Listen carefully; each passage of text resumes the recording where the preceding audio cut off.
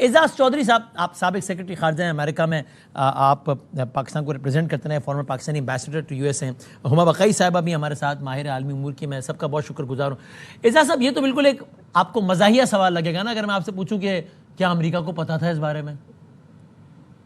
نہیں، وہ تو بالکل یقینی، اس میں تو کوئی شک ہی نہیں ہے. اسرائیل کوئی قدم نہیں اٹھاتا ہاں بغیر امریکہ کی آشیرواد کے. اس میں تو کوئی شک نہیں ہونا چاہیے. اور اسرائیل کے پیچھے جو قوت ہے وہ تو امریکہ کی ہے، ورنہ تو کوئی اسرائیل کی شاید اتنی بڑی جرت نہ کرتا. اچھا، تو سر مجھے یہ سمجھائیے کہ امریکہ نے کیوں یہ مناسب نہ سمجھا کہ جو بھی ہے، ایک طرف اسرائیل ہے، دوسری طرف قطر ہے، لارجسٹ ملٹری بیس ہے، دوست ملک ہے. اچھا، ایک تگڑا ملک ہے، کوئی مطلب بالکل فارغ، ایک سوڈان، دارفر افغانستان نہیں، ایک تگڑا ملک ہے ہمارا اتحادی ہے. اس کے لیے امبیرسمنٹ ہے نا یہ تو، کہ اس کو امبیرس نہ کریں. امریکہ نے کیوں یہ مناسب نہیں سمجھا؟ نہیں دیکھیں، یا یہ ان کے مسائل ہی نہیں ہے؟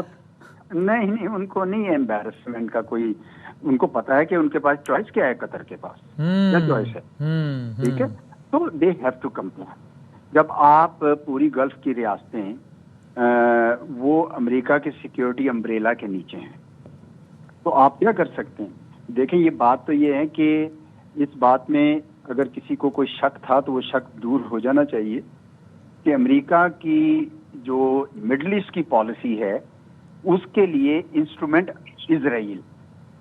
اور اس لیے یہ جو پہلے یہ سمجھا جاتا تھا کہ شاید اسرائیل اور ایران ایک دوسرے کو کمزور کر دیں گے، نیوٹرلائز کر دیں گے، اب میرے خیال عربوں کو شاید اس بات کی سمجھ آ جانی چاہیے کہ اسرائیل امریکہ کی حمایت سے آہستہ آہستہ پورے مڈل ایسٹ کے اندر ایک، جسے کہتے ہیں نا، وہ ایک اجارہ دار، ایک ہیجمون بنتا جا رہا ہے. یعنی سوری کی بات کروں، یعنی آج خاص طور پہ، آج ویسے تو اندازہ پہلے بھی ہوگا ان کو، آج تمام عرب سٹیٹس نے اپنے آپ کو ولنریبل فیل کیا ہوگا نا، ہینس دیئر ریئیکشن آن دس کہ یار یہ تو پتہ نہیں کدھر جائے گا معاملہ یار. یہ تو آج تو صرف حماس کے لوگوں کو مارا نا.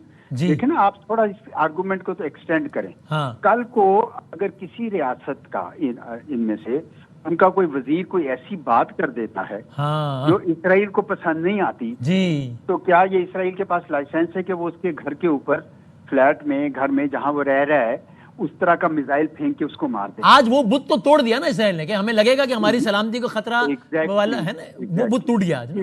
اسی لیے ہمارے میں سے بہت سارے لوگ یہ کہہ رہے تھے اس وقت کہ جب OIC کا اجلاس ہو رہا تھا جدہ میں، کہ آپ خالی زبانی مذمت نہ کریں، کوئی نہ کوئی کاؤنٹر پین انفلکٹ کریں تاکہ ان کو اندازہ ہو کسی قسم کا. آپ جو تجارت ان کے ساتھ کرتے ہیں روکیں، یا کوئی سفارتی تعلقات جن کے ہیں وہ ختم کریں، تاکہ اسرائیل کو کچھ تو محسوس ہو اس بات کا کہ بھائی یہ تو یہی ہے کہ آج وہ ایران کو کر رہے تھے، پھر اب قطر کو کیا ہے، کل کو کسی اور ریاست پہ بھی یہی کام کر سکتے ہیں. یہ تو اللہ نے ہماری بڑی مدد کی ہے پاکستان کی کہ ہم نے مئی کے مہینے میں اپنی ڈیٹرنس اسٹیبلش کر دی، ورنہ تو آپ کو پتا ہے کہ یہی کام خدا نہ خواستہ ہماری طرف بھی. اور ریکارڈ پہ بیان تو دے چکے ہیں نا وہ پاکستان کے نیوکلیر اثاثوں کے حوالے سے، کہ اس کو سمجھتے ہیں کہ محفوظاتوں میں نہیں، وہ تو بیان تو دے چکے ہیں نا سالوں پہلے. وہ تو نہیں سر، وہ زیادہ انہوں نے امریکہ کے ذریعے یہ ہم پہ دباؤ دلوایا جو پاکستان نے نہیں لیا، کہ جی آپ کے میزائل کی رینجز جو ہیں وہ خطرناک ہیں. ٹھیک ہے جی.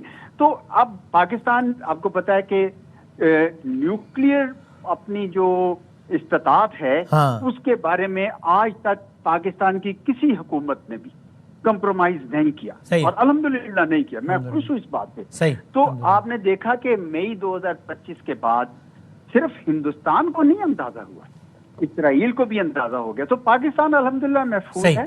پاکستان کے پاس ایسی جوہری قوت بھی ہے اور دوسری میزائل طاقت بھی ہے. اسرائیل ادھر جرت نہیں کرے گا، اور اگر کرے گا تو بڑا زبردست اس کو خمیازہ بھگتنا پڑے گا، کیونکہ ہم اس وقت امریکہ یا کسی کو نہیں دیکھیں گے. تو اس وجہ سے شاید یہ ڈیٹرنس ہے. لیکن عربوں کے لیے اب یہ لمحہ فکریہ ہے کہ ان کو سوچنا پڑے گا کہ بھائی یہ تو کوئی بات نہ ہوئی کہ آپ ایک میڈیٹری رول پلے کر رہے ہیں، ایک پیس میکنگ کا رول پلے کر رہے ہیں، کہ ان کو حماس کو وہ کوئی اسلحہ تو نہیں دے رہے تھے نا، وہ تو صرف یہ کہہ رہے تھے امریکہ نے کچھ. تو اس وجہ سے I think there is a reality check. ٹھیک ہے.